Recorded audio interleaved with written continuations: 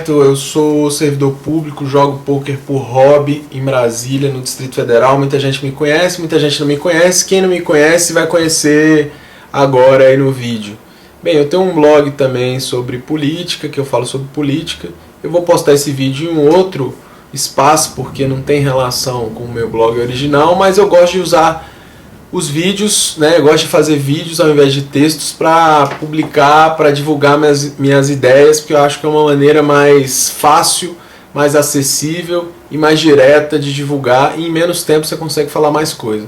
Então vamos lá, eu estou fazendo esse vídeo para a galera de poker de Brasília, e aí eu vou falar um pouco sobre o poker no Distrito Federal, como começou o poker no Distrito Federal, como vem se desenvolvendo. Está tendo uma discussão na internet em relação à formação de um grupo de jogadores, associação de jogadores. Eu acho que isso é uma coisa extremamente favorável e boa. Tem-se a ideia de que jogadores e quem organiza poker têm interesses conflituosos, e através desse vídeo eu quero mostrar que nem sempre os interesses são conflituosos, muitas vezes os interesses são comuns. Em 2006, basicamente, surgiu uma associação que chamava DF Poker. Começou com uma organização pequena, alguns torneios locais. Esses torneios foram crescendo em 2006, 2007, né?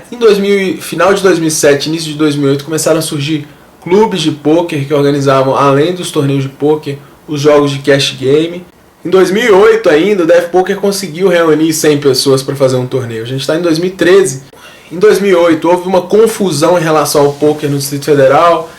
O poker foi associado a atividades ilícitas, né? Os clubes de poker acabaram sendo fechados. As associações que organizavam torneios acabaram deixando de organizar.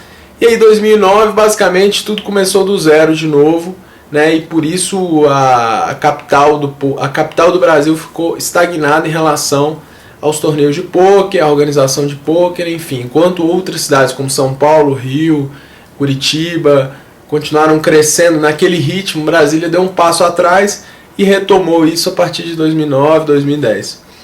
Mas as coisas ainda engatinham em Brasília, dado que Brasília é uma das maiores cidades do Brasil, é a capital federal, e o poder aquisitivo aqui da população é alto, mas a organização em relação aos torneios de pôquer, aos clubes de pôquer, ainda é pequena. E aí eu vou falar do ponto de vista de quem organiza torneio. Quem organiza torneio de pôquer é um verdadeiro guerreiro, porque dá só trabalho de divulgação, trabalho de organização, ficha, dealer e por aí vai. Os cash games podem proporcionar para quem organiza uma lucratividade que pode ser pequena e pode ser estratosférica, dependendo do modo como é organizado, né? Infelizmente, o Estado brasileiro ainda se omite em relação ao poker, como se omite em relação a diversos assuntos ainda no Brasil que precisam de regulamentação, né? E algumas coisas precisam ser exigidas pelos jogadores, né? Hoje a gente não tem um PROCON para reivindicar contra um clube de poker, a gente não tem um PROCON para reivindicar contra um torneio de poker, né? Então a força que os jogadores podem ter é se reunindo e não atuando em forma individual. Se a associação, se a reunião dessas pessoas que querem jogar poker levar 10, 20 jogadores no mesmo dia, será que um clube de poker não topa baixar o rake para 3%, para 4%? Essa atuação dos jogadores pode ser boa também para quem organiza. Então vamos lá. Vamos a alguns fatos. Quando duas associações que estão em pé de guerra, que organizam torneios, fazem, por exemplo, um torneio no mesmo final de semana, o que acontece?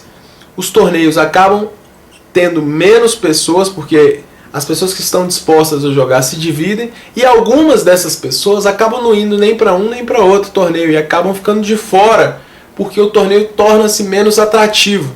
Ou seja, uma parcela que estaria, né, dentro desse escopo, dentro desse grupo de pessoas dispostas a jogar um torneio na cidade, jogar um circuito, acaba não jogando nem um circuito nem outro, nem um torneio nem outro, e fica de fora. O mesmo acontece, por exemplo, nos clubes de poker em relação às mesas de cash game.